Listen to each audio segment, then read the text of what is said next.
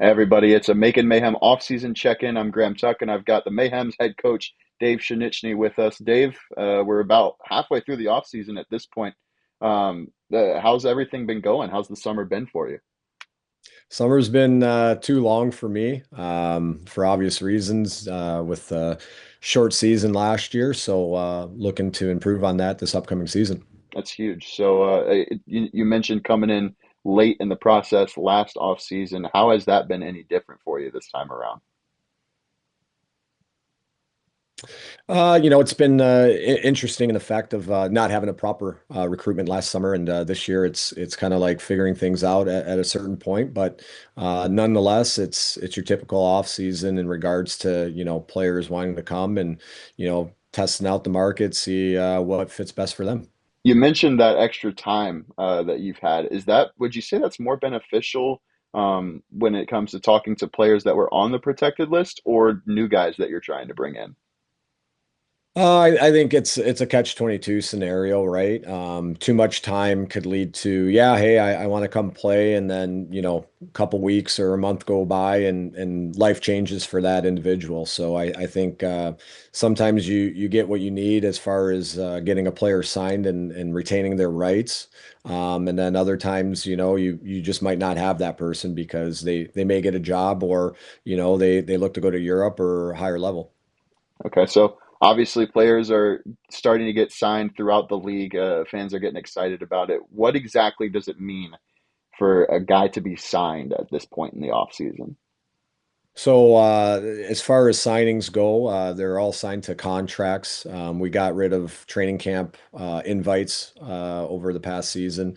So that allows us to be able to trade players in the off season, leading up to training camp or in training camp. And now we're for the first time going to have a waiver wire starting on day one of training camp.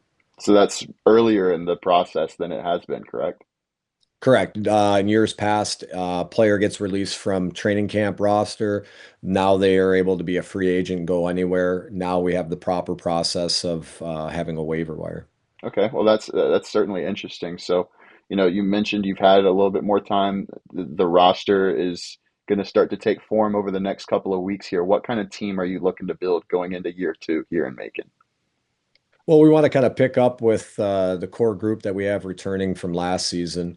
We saw a lot of the first year guys make very vast improvements, kind of get out of their comfort zone. And now that they know what they expect going into year two, they're working on their individual skills to obviously flourish and improve our squad for this upcoming season. Absolutely. So, you talked about the improvements. Obviously, it's important to do that during the season, but just how important is the off season for stuff like that? That's where the players are, able to make their own strides, right? Whether they got to get better at quick feet or quick release shots, hard nose angles, all those types of little things, they'll be able to, occur during this off season. It's been quite a lengthy one. I know certain guys are kind of getting into the next phase of their training, which is great. So we're going to be hitting the ground running come October. That's huge. So, um, it, we've got the protected list, obviously. So just because a guy is on that list doesn't necessarily mean they're coming back, right? Kind of walk everybody through what the protected list means at this point in the off season. Yeah, so we finish the season with exit meetings with everybody and kind of see where they're at. Some guys are open and honest and say, "Hey, I'm retiring, I'm done, I'm getting a 9 to 5," which is perfectly fine with us. And then there's other guys that, you might take a gamble on that, "Hey, I'm looking at opportunity in Europe." And sometimes you protect those players because sometimes the scenario doesn't work out for them over in Europe and they want to come back to North America. So protection list just means out of the 13 players we are allowed to protect, we, own their rights for this upcoming season. Okay, awesome. So, how many guys are you allowed to bring into camp day one? So we're by league policy, we're allowed to bring in 23 players. Uh, what happens there might be a player you sign ends up getting an opportunity to go to ECHL training camp, and then they kind of get moved over into a exempt list, which then allows us to bring in another player so we have enough players to have a proper training camp. So you're allowed to replace guys that get those ECHL calls for camp, but only those guys, right? So if a guy is unsigned, you can't his spot doesn't count for training camp. You can't hold anything for him. Correct. Yeah. So when we got away from the training camp invites and went to contracts, that allows us to retain those rights. So you sign the player, he goes to have his opportunity in the ECHL, whether it works out or not. Now they have an opportunity to come back and play for us in Macon.